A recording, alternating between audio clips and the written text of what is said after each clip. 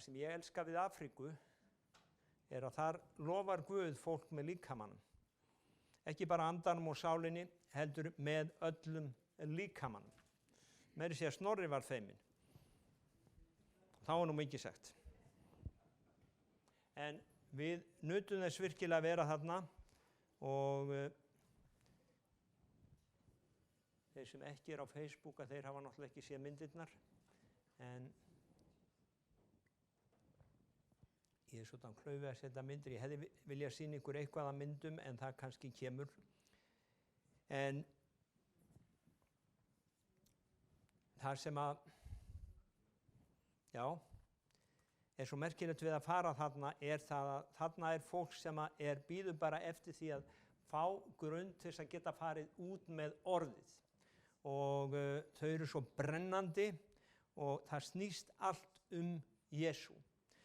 Ég predikaði þarna í kirkjunni sem við hjálpuðum til við að grundvalla, koma af stað, bæði fjárhagslega og andlega.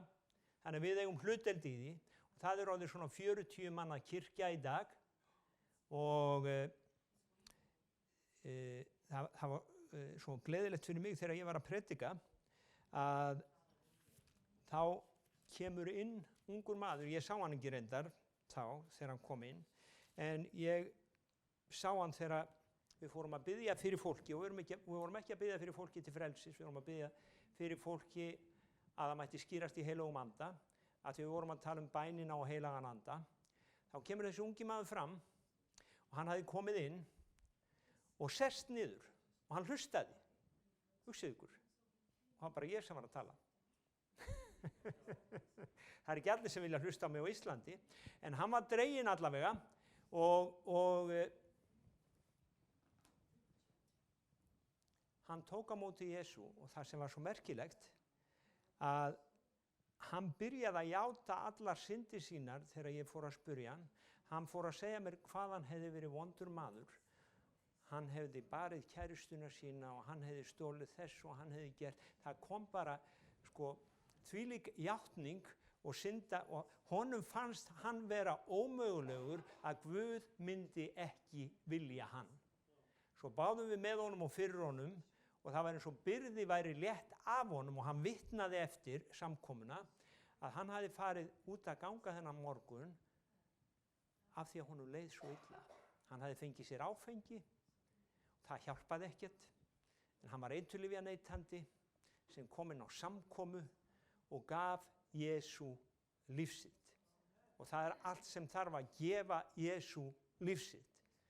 Og það fannst mér vera hápunkturinn í ferðinni að við vorum að kenna þarna, við vorum að kenna upp í 3 tíma á dag og við vorum á lofgerðarstundum og það var yndislegt og yndislegt bara að eiga samfélag við fólkið og sjá hvað Guð að gera í hinum ýmsu kirkjum. Drottinn allstaðar að reisa upp fólk og hvað getum við kennt þeim? Jú, við getum kennt þeim alveg helling vegna þess að margir þessi pastorar, þeir hafa engan grunn í orði Guðs. Nákvæmlega engan. Og þeir eru svo þakklátir fyrir að fá kennara til að kenna þeim orðið. Og þannig að það yndislegt að fá að eiga hlutdeild í því sem Guð að gera, ekki bara hérna, heldur líka út í heimi. Pakistan, Indland, Afríka, þetta allt saman staðir sem Guð hefur gefið okkur hlutdeild í. En mér langaði að tala í dag lífið í Jesú, vegna þess að það það besta sem við eigum. Og Jesús, hann talar þjófinn, að hann komi bara til að stela, slátra og eyða, þetta Jóhannes 10:10, að hann segir þjófurinn kemur til að stela, slátra og eyða, ég kom til þess að þeir hafi líf í fullri gnægð. Og þetta líf, zoe, gríska orðið að það þýðir líf í sinni dýpstu fyllingu, það þýðir líf eftir þetta líf. Það þýðir í rauninni það sem Jesús sagði, þér ég mun lifa þótt ég deyi. að þetta er bæði líf í fullri gnægð hér og þetta er líka hið eilífa líf. Og mér langar að lesa fyrir ykkur hérna 2 sögur í Biblíunni og önnur sagan, hún er í Jóhannesar Guðspjalli 4. kafla og frá 5. versi og það kemur inn á þetta líf. Nú kemur hann til borgar í Samaríu Síkar heitir, nálægt þeirri landsbyldu sem Jakob gaf Jósef syni sínum. Þar var Jakobs brunnur. Jesús var vegmóður, settist hann þarna við brunnin. Þetta var hádegisbil. Samverskona kemur að sækja vatn. Jesús segir við hana, gef mér að drekka. En lærisveinar hans höfðu farið inn í borgina að kaupa vistir. Þá segir samverska konan við hann, hverju sætir að þú sem gýðingur biður mig að drekka samverska konu. En gýðingar hafa ekki samneyti við samverja. Og það kannski löng saga alveg aftur í Gamla testamenti að segja frá því. En þannig var ástandið þarna. Jesús svaraði henni, ef þú þekktir gjöf Guðs og vissir hver sá sem segir við þig, gef mér að drekka, þá myndir þú biðja hann gæfi þér lifandi vatn. Hún segir við hann, Herra, þú enga skjólu að ausa með og brunnurinn djúpur. Hvaðan hefur þú þetta lifandi vatn? Ertu meira en Jakob forfaði vor sem gaf oss brunnin og drakk sjálfur úr honum og synir hans og fjenaður? Jesús svaraði, hver sem drekkur af þessu vatni mun aftur þyrsta, en hver sem drekkur af vatninu ég gef honum mun aldrei þyrsta að eilífu. Því að vatni sem ég gef honum verður í honum að lind sem streymir fram til eilífs lífs. Þá segir konan við hann, Herra, gef mér þetta vatn, svo að mig þyrsti ekki og ég þurfi ekki að fara hingað og ausa. Hann sagði, farðu og kallaðu á manninn þinn og komdu hingað. Konan svaraði, ég á engan mann. Jesús segir við hana, rétt það, þú engan mann, því að þú átt 5 menn. Og sá sem þú átt nú ekki þinn maður. Þetta sagði þú satt. Konan segir við hann, Herra, nú sé ég að þú spámaður, feður vorir hafa tilbeðið á þessu fjalli, en þér segið að í Jerúsalem sé sá staður þar sem tilbýða skuli. Jesús segir við hana, trúð þú mér kona, sú stund kemur að þér munu hvorki tilbýða föðurinn á þessu fjalli né í Jerúsalem. Þér tilbýði það sem þér þekkið ekki, vér tilbýðum þann sem vér þekkjum, því að hjálpræði kemur frá gýðingum, en sú stund kemur, já, hún nú komin, hinir sönnu tilbýðendur munu tilbýða föðurinn í anda og sannleika. Faðirinn leitar slíkra, þannig tilbýða hann. Guð andi, þeir sem tilbýða hann eiga tilbýða hann í anda og sannleika. Konan segir við hann, ég veit að Messías kemur, það Kristur, þegar hann kemur mun hann kunngjöra oss allt. Jesús segir við hana, ég hann, sá við þig tala. Við skulum lesa líka hérna frá Jóhannesar Guðspjalli 8. kaflanum og frá versi 1. En Jesús fór til Olíufjallsins, snemma morguns kom hann aftur í helgidóminn og allur líður kom til hans, en hann settist og tók að kenna þeim. Farisear og fræðimenn koma með konu staðna að hórdómi, létu hana standa á meðal þeirra og sögðu við hann, meistari, kona þessi var staðin að verki þar sem hún var að drífa hór. Móse bauð oss í lögmálinu að grýta slíkar konur, hvað segir þú nú? Þetta sögðu þau til að reyna hann, svo að þeir hefðu eitthvað að kæra hann fyrir. En Jesús laut niður, skrifaði með fingrinum á jörðina. Og þegar þau héldu áfram að spyrja, hann rétti hann sig upp og sagði við þá, sjáu það sem syndlaus kasti fyrstur steini á hana. Aftur laut hann niður og skrifaði á jörðina.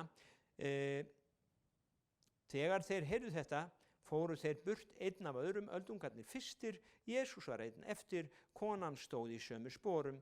Hann rétti sig upp, sagði við hana, kona, hvað var af þeim? Sakfelldi enginn þig, en hún svaraði, enginn herra, ég sakfelli þig ekki heldur, far þú synga ekki framar. Enn ein ritning hérna í Matteusar Guðspjalli. Það gott að lesa ritningarnar. Matteus 19, frá versi 4. Hann svaraði, hafið þér eigi lesið að skaparinn gjörðu þau frá upphafi karl og konu og sagði, fyrir því skal maður yfirgefa föður og móður sinn, bindast konu sinni og þau tvö skulu verða einn maður. Þannig eru þau ekki framar tvö heldur einn maður. Þar sem Guð hefur tengt saman, má maður eigi sundur skilja. Þeir segja við hann, hvers vegna bauð þá Móse að gefa konu skilnaðarbréf og skilja svo við hana. Hann svaraði, vegna harðúðar hjartna yðar, leyfði Móse yður að skilja við konur yðar, en frá upphafi var þetta eigi þannig. Ég segi sá sem skilur við konu sína nema sakir hórdóms og kvænist annari drýgir hór. Þá sögðu lærisveinar hans, fyrst svo háttað stöðu karls og konu, þá ekki vænlegt að kvænast. Hann svaraði, þetta ekki á allra færi, heldur þeirra einna sem það gefið. Okay? Hérna höfum við 3 frásagnir þar sem Jesús á ferðinni og hann að tala við lærisveina sína og hann að tala við konur. Jesús talaði við konur líka. Og það sem þegar ég var að hugleiða þetta, að Jesús hann kom til þess að við hefðum líf og líf í fullri gnægð, samveska konan, við getum spurt okkur, átti hún líf? Greinilega ekki.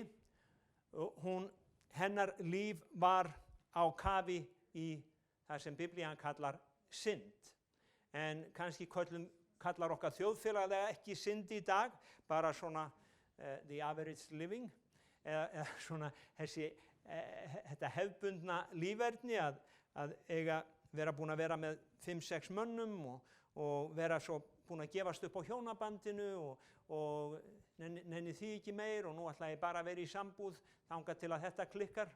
Og þannig að við þekkjum þessa hugsun í dag. En þegar ég las Mattheus 19 þá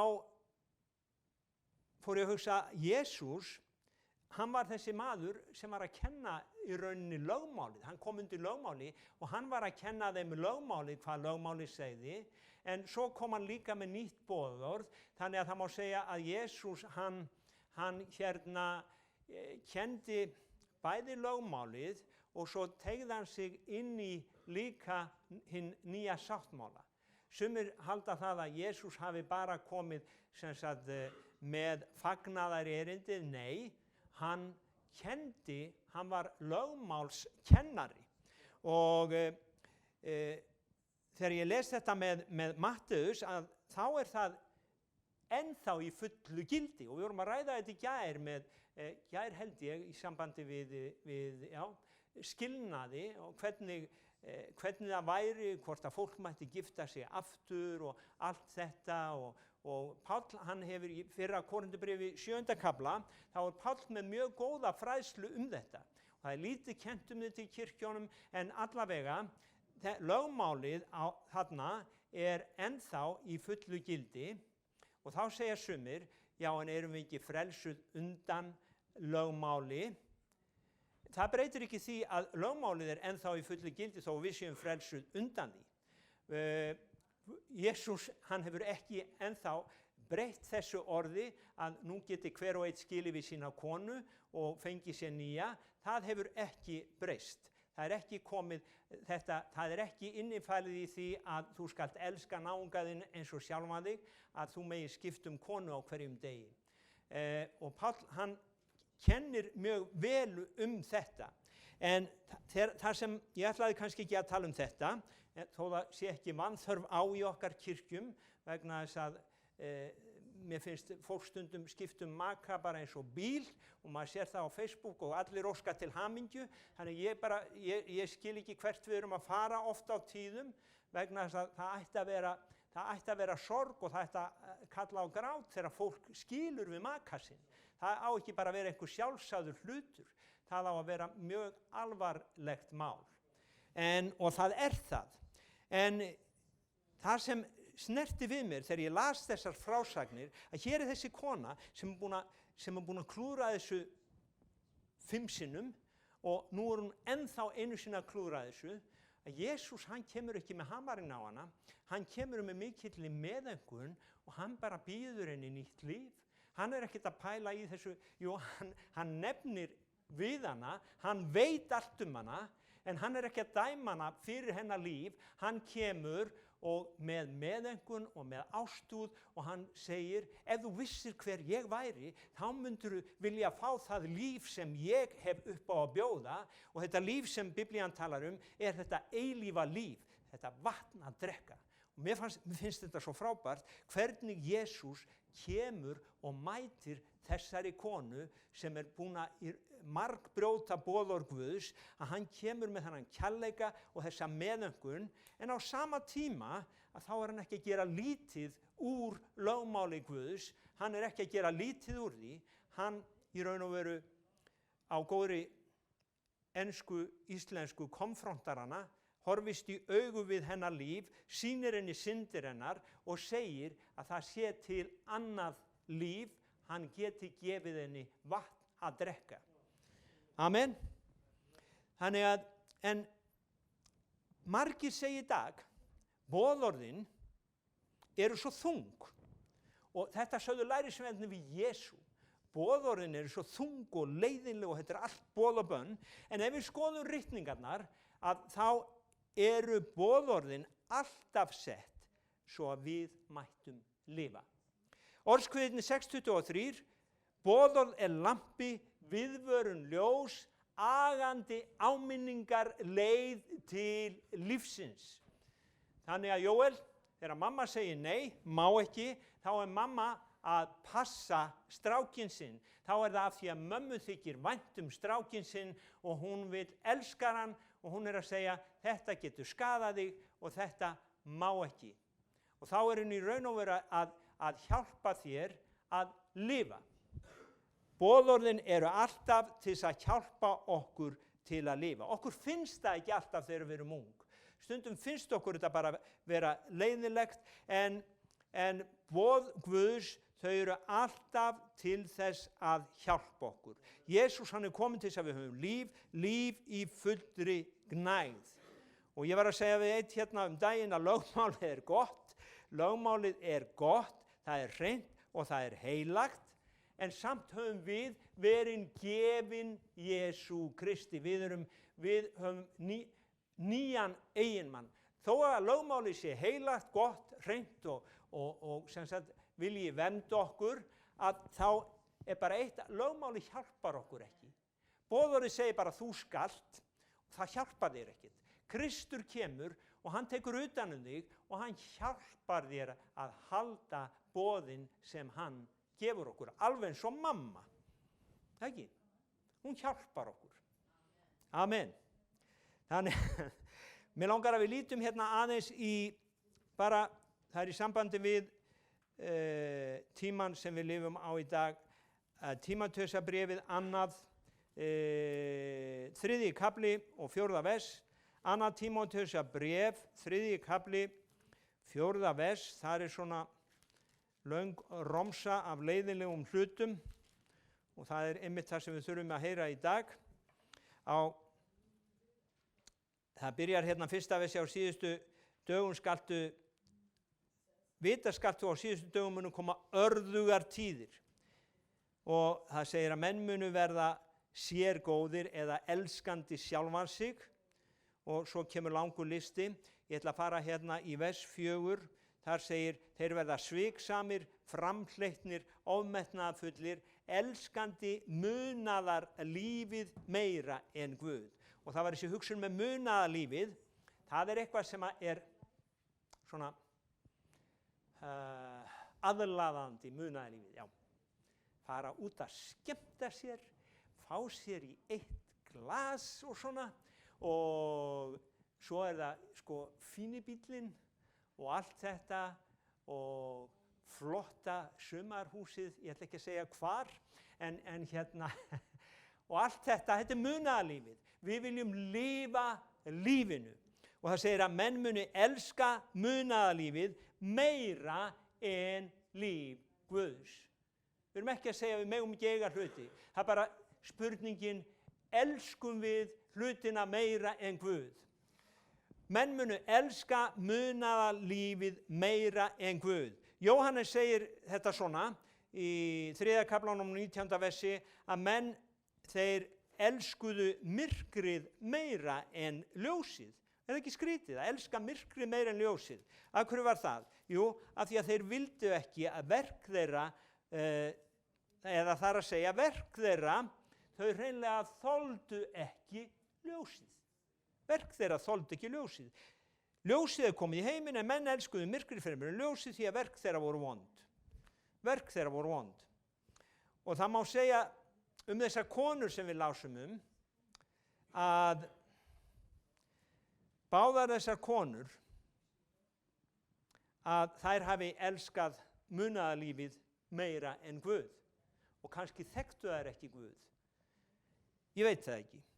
En við getum spurt, gaf þetta munaðarlíf þessum konum líf? Greinilega ekki. 5 misheppnuð hjónabanda baki, kona sem á að fara að grýta og greinilega báðar óhamingjusamar. Og þegar ég var að hugsa þetta og ég hef talað það áður að með æsku lands okkar að við heyrum talað kvíða, endalausan kvíða og það þarf að, það er slegist geðheilbrigðisstofnanir að komast þar inn á. Ég heyrði daginn að það var verið að ásaka og segja að einhver erlendur transdrengur ætti ekki að hafa forgang á bugl, sem þýðir að allar þessar hjálparstofnanir eru fullar vegna þess að í raun og veru, og það er kenning Biblíunnar og það er mín kenning, að munaðarlífið er að eyðileggja líf fólks. Þetta það sem Biblían kallar munaðarlíf, það hefur ekki gefið þessa hamingju sem að fólk taldi að það myndi gera. Og ég hef sagt það svo oft áður að greining geðlækna á mörgum þessum kvíðarannsóknum er svo að unglingar byrja að stunda kynlíf of snemma.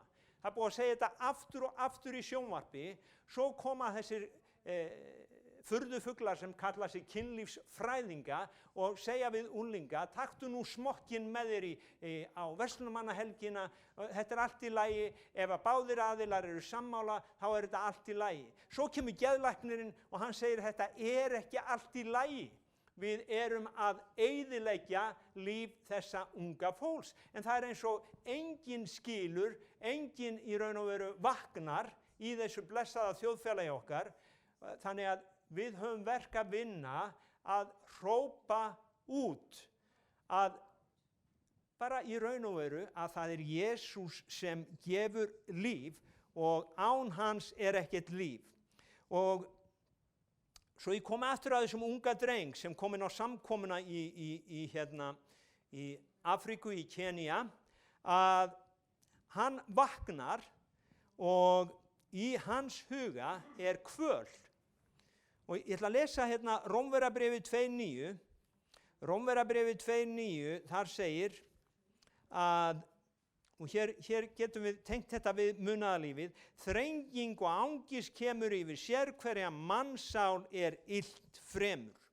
Þrenging og angist kemur yfir sérhverja mannsál er illt fremur, eða bara lifir í syndinni eða gefst syndinni á vald. Þrenging og angist. Þessi maður var, ég veit ekki, kvalinn, hann var kvalinn í huga sínum, hann var svo kvalinn að hann gat ekki setið kjur heima hjá sér, hann var að fá sér áfengi og svo fór hann út að ganga. Og viti menn, hann kemur inn á vakningasamkomu og finnur lífið í Jesú Kristi. Og byrðinni var létt, hann sagði að þegar ég kom inn var þungi yfir mér, það var drungi, og eflaust hefur það verið illur andi, ég veit það ekki, ég allavega bara í trú rak út af honum í Jesú nafni og það létti. En það er þetta með munaðarlífið að það kallar á þrengingu.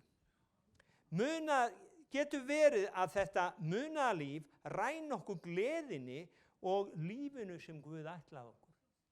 Getur verið að munaðarlífið, og þá er ég að tala syndalífið, Ég ekki að tala að sé rangt að fara í frí að eiga sumarhús. Ég bara að segja að muna lífið þegar allt snýst það sem ég get fengið, það sem ég get tekið, það snýst allt það, ég elska sjálfan mig, ég mig frá mér til mín og sem sagt, ég vil þetta og ég vil meira af þessu.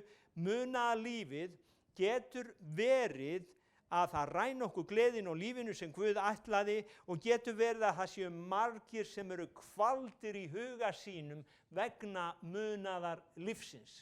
Og ég hugsa þessi kenning munaðarlífið, þar sem segir að hlustaðu á líkama þinn, vittu hvað hann að segja þér, af hverju svo mikil kvöl fyrir marga að koma út úr skápnum eins og við köllum. Af hverju svo margir kvaldir af því að þeir vita ekki hvers kyns þeir eru. Hvað að? Getur verið að þetta fólk þurfi að fá drykk frá Jesú Kristi til að skilja hvað lífið snýst.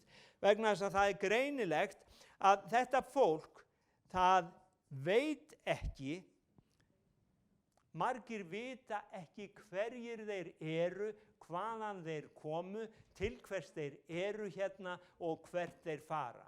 Og Freddie Mercury var gott dæmi það, hann sagði, getur einhver sagt mér til hvers við erum hérna. Ég ríkur, ég búinn að lifa munaðarlífinu í botn og ég ekki hamingjusamur. Og nú ég að dauða komin og getur einhver sagt mér til hvers við erum hérna. Söngvari hljómsveitarinnar Queen. Munaðarlífið var hans lífstíll, en á dauðastundinni þá vildi hann fá að vita til hvers var þetta allt saman. Munaðarlífið, það gaf honum ekki þessa hamingju sem hann vænti eftir. Hann var einmana, hann átti ekki vini, hann átti peninga og allt það sem þeir gátu veitt honum, en hann hrópaði út, getur einhver sagt mér til hvers við erum hérna. Og hvað verða margir transmenn sem hrópa? Margir þeirra að snúa tilbaka og það lítið það í fréttum að fólk að snúa aftur og yfir sig óhamingjusamt með að hafa tekið þessa ákvörðun. En ég var að hugsa bara hvaða eru margir af því að fólk fær ekki rétta kenningu, hvað eru margir kvaldir í huga sínum. Þeir eru kvaldir í huga sínum, þeir hafa allt. Þeir geta fengið sér öllara, þeir geta fengið sér í glas, þeir geta fengið sér smók og margir sækja í kynlíf, sumir sækja í mat, allt þetta til staðar og samt fólk kvalið ennþá á sálinni. Það hefur ekki frið, það kvalið. Hugsið ykkur, það að teiga af öllu sem lífið hefur upp á að bjóða og það kvöl í hjartanu, kvöl í sálinni. Og þess vegna það að Jesús hann kom og fagnaðarerindið þarf að fara út sem aldrei fyrr. Ég var að hlusta á 2 unga menn í gær sem fóru út. Þeir voru með mikrofón og þeir voru með hátalara og vitið hvaða vettfang þeir völdu sér? Þeir fóru báðir á sitthvorum staðnum í heiminum inn í Gay Pride göngu og þeir byrjuðu að predika Jesús elskar þig en Jesús vill að þú iðrist synda þinna. Og mér fannst þetta bara svo frábært að þeir höfðu kærleika og þeir höfðu kjark til að fara þar sem neyðin og kvölin var mest. Þetta fólk heldur að segist margt vera hamingjusamt, en ég á einn náinn frænda og hans sálarlífi hefur verið meir og minna kvöl síðustu árin. Þetta líf sem hann hélt að gæfa honum gleði, fögnuð, það gefur ekkert nema í raun og veru hugar víl. Þannig að Jesús, hann kominn til þess að við höfum líf í fullri gnægð. Óvinurinn kominn til að stela, þjófurinn til að stela, slátra og eyða. Og ég trúi því að Jesús, hann vilji bara gera þetta lifandi fyrir okkur, að við höfum lífið. Og eins og Ron talaði á síðasta sunnudag, við höfum lífið og þetta líf þarf að komast út. Lífið þarf að komast út. Og það alltaf blessun að koma lífinu frá sér. Þegar Jesús hafði komið lífinu frá sér við brunnin, þá var hann ekki svangur lengur. Hann sagði, ég mat sem þið vitið ekki um. Og ég held að við upplifum það oft þegar við höfum komið lífinu frá okkur, gefið fólki vatn að drekka, að þá líður okkur svo vel á eftir. Og Jesús sagði, ég er komin til þess að þér hafi líf í fullri gnægð. Já, það er synd í heiminum og Jesús breiddi aldrei yfir, en hann kom samt ekki á þann hátt að hann byrjaði á að segja fólki til syndana. Hann kom og hann bauð líf. Hann sagði við konuna sem átti að grýta, far þú og synga ekki framar. Far þú og synga ekki framar. Þannig að lausnin er ekki að breiða yfir synd. Lausnin er í raun og veru að boða Jesúm Krist sem frelsar frá synd og sýna fólki að óvinurinn, hann er kominn til þess að eyða og skemma. Og ég var að hugsa um þessa koronaveiru sem allir eru að tala um. Hvað með þessar andlegu veirur sem ég er búin að nefna, eins og að fólk veit ekki, þegar fólk veit ekki, það heldur að það sé, ég veit ekki hvort ég er karl, hvort ég er kona, eða hvort ég er eitthvað þar á milli og það er búið að búa sér til einhver ný nöfn. Hvað með þessar veirur? Þetta er andlegt mein í okkar þjóðfélagi. Ég las að Jesús Kristur, hann gjörði þau karl og konu og það hefur ekki verið uppfært ennþá. Sumir uppfæra tölvurnar sínar, það hefur ekki komið uppfærsla frá sköpunarstofu Guðs að hann hafi skapað eitthvað meira heldur en karl og konu. Það er bara þannig og það stendur þannig enn þann dag í dag. Og ég trúi því að við þurfum að biðja áfram og halda fast við orð Guðs og halda áfram að sveifla sverðinu og tala orð Guðs af djörfung þar sem við erum. Það snýst ekki um það að, ef að Guð kallar einhver til að fara út með hátalara og mikrofón, endilega, Snorri farðu og Arnar, en það snýst um það hefur verið svo lifandi fyrir mér að þegar frumkirkjan var, að þá vitnaði fólk þar sem það var. Og mér finnst gott að fólk er að vitna í vinnunni og fólk er að vitnisburðu þar sem það er.